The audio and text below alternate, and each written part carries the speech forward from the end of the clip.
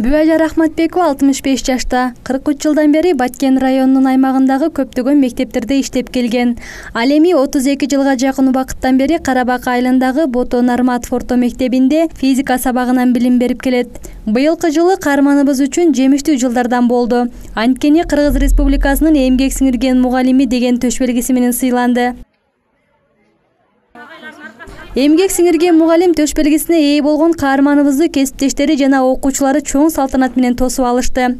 Салтанатка Баткен райондук билим берүү бөлүмүнүн башчысы, мектеп директору, айыл тургундары, кесиптештери жана окуучулары катышты. Анда мектеп директору сөз сүйлөп, Бүбәжар Ахматбекова мындай сыйлыктарга татыктуу экенин жана мектеп үчүн өтө чоң сыймык алып келгенин белгиледи.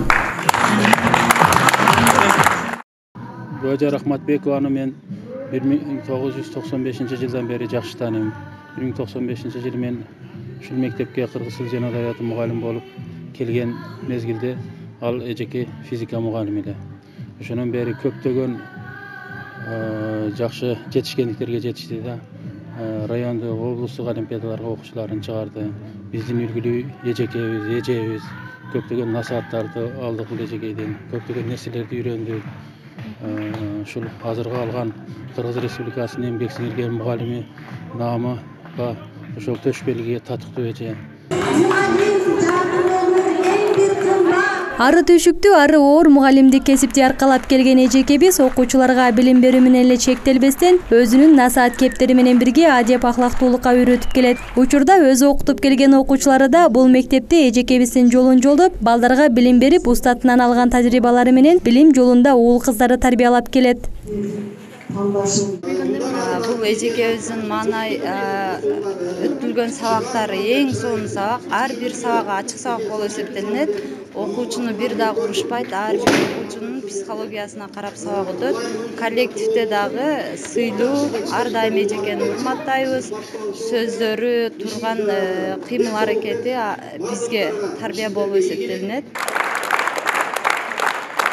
Каарманыбыздын сабагын окуучулар кызыгуу менен күтөт. Анткени жаңыча метод менен ар кандай багытта өткөрүлөт. Эжейден билим алган окуучулар облустук, республикалык олимпиадаларга катышып, ийгиликтерди жаратып келген.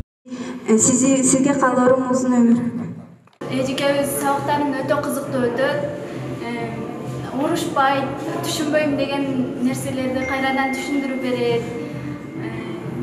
Анан сабактарын ар кандай методдор менен өтөт.